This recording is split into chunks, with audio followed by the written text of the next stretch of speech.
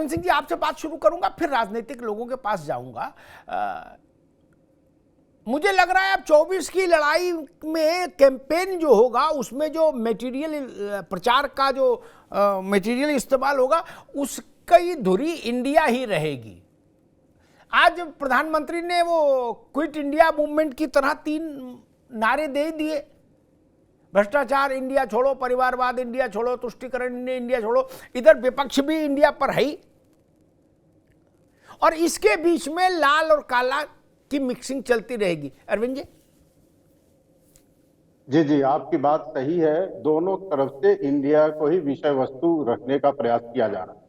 लेकिन अमिताभ जी, मैं ये कहना चाहूंगा कि केवल नाम बदल लेने से कुछ नहीं होता है, सूरत के साथ सीरत भी बदलनी चाहिए।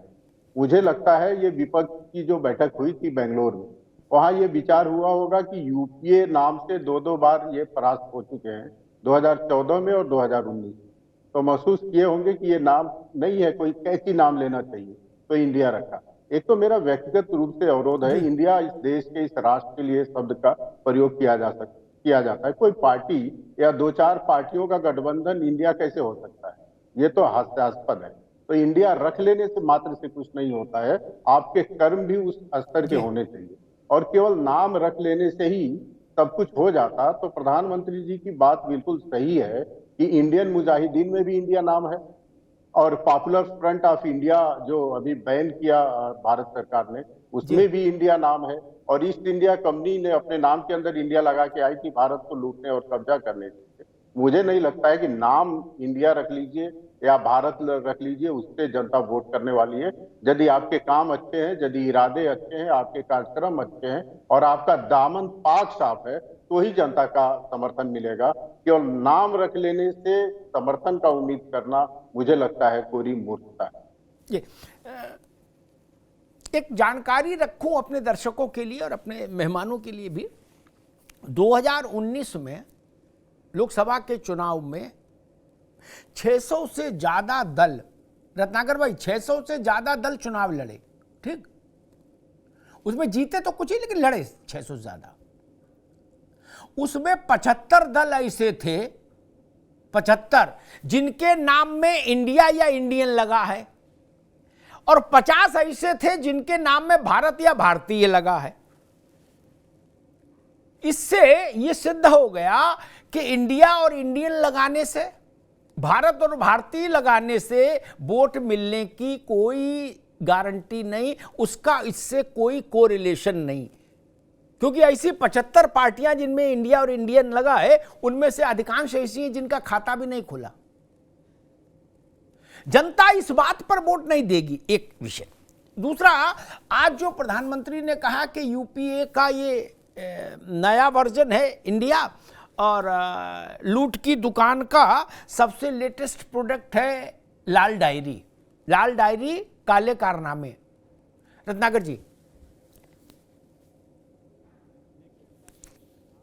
मुद्दा जो है ये कहीं ना कहीं ये भारतीय जनता पार्टी के लोग और प्रधानमंत्री नरेंद्र मोदी जी ये इंडिया के ऊपर लाकर जो है चर्चा करना चाह रहे हैं, लेकिन मुद्दा उससे ज्यादा महत्वपूर्ण कहीं ये है कि ये जो सभाओं में जाकर के बोल रहे हैं भ्रष्टाचार के ऊपर बातें तो अच्छी कर लेते हैं, परिवारवाद तुष्टीकरण के ऊपर बातें तो प्रधानमंत्री जी अच्छी कर लेते हैं, लेकिन सदन में जब आकर हम पूछते हैं कि मणिपुर का मामले पे आइए, 2-4 शब्द कहिए। भारत की जनता, आप देश के प्रधानमंत्री हैं, भारत की जनता आपको सुनना चाहती है कि मणिपुर 80 दिन से जल रहा है और आपने क्या किया है और क्यों नहीं लॉ एंड ऑर्डर मेंटेन किया। तो वो उस पर कुछ नहीं बोल करके सभाओं में 2024 की चिंता है इनको, 2024 के सत्ता की चिंता है, देश की चिंता नहीं है।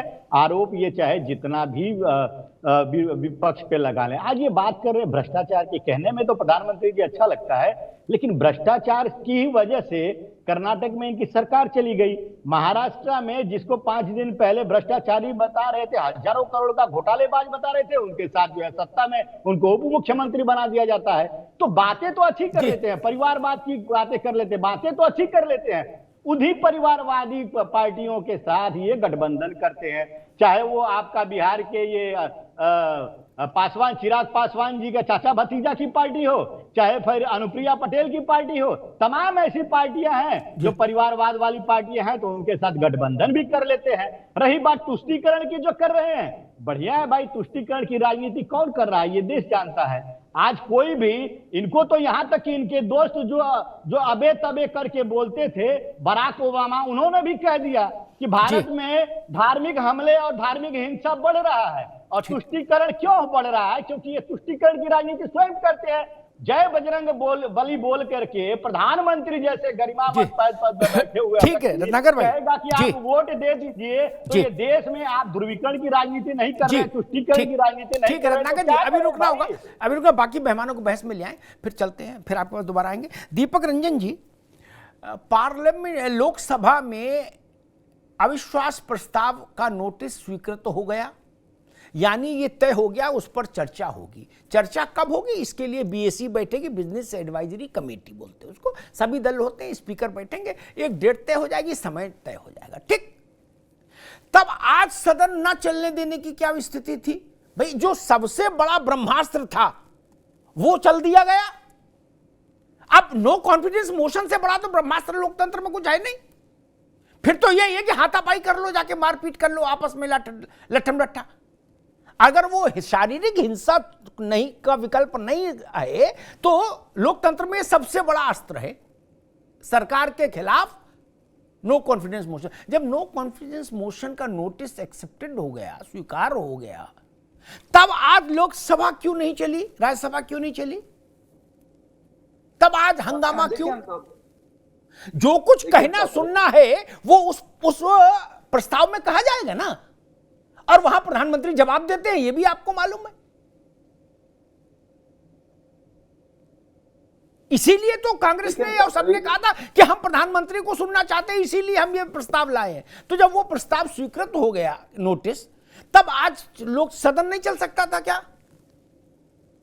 देखिए अमिताभ भाई जी, देखिए विपक्ष के लोग जो इंडिया घटक दल है, इंडिया गठबंधन है, इंडिया अलायंस है, ये हाथापाई पे नहीं उतारू, हाथापाई पे ये लोग सत्ता पक्ष के लोग उतारू, क्योंकि ये लोग इस कदर डेस्परेट है। आपने देखा नहीं? देखिए अमिताभ भाई, लेट में फिनिश मेरी बात आ जाने दीजिए।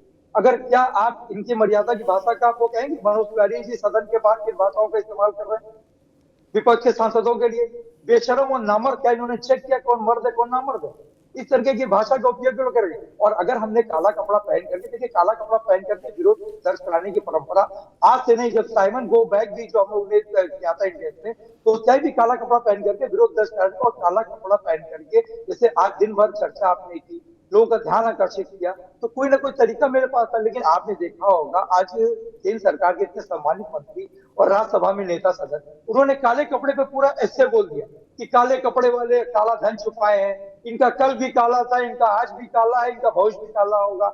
माफ करिएगा अमिताभ भाई, काला कपड़ा आपके ऊपर बहुत सूट कर रहा है, और मैंने भी काला कपड़ा पहन रखा है, और आदरणीय प्रधानमंत्री श्री नरेंद्र मोदी जी ने भी कई बार काला कपड़ा पहना है। लेकिन काले कपड़े से ये चीजों को लेकर के इतना ज्यादा हैरान परेशान हो रहे हैं। आज तो पूरा ऐसे इन्होंने काले कपड़े के ऊपर सुना दिया।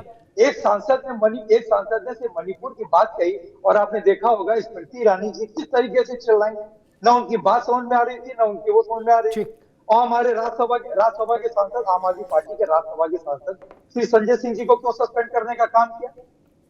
क्या मणिपुर इंडिया का कर? मैं इंडिया घटक दल इंडिया की बात नहीं कर रहा हूँ, मैं इंडिया INDIA की बात कर रहा हूँ।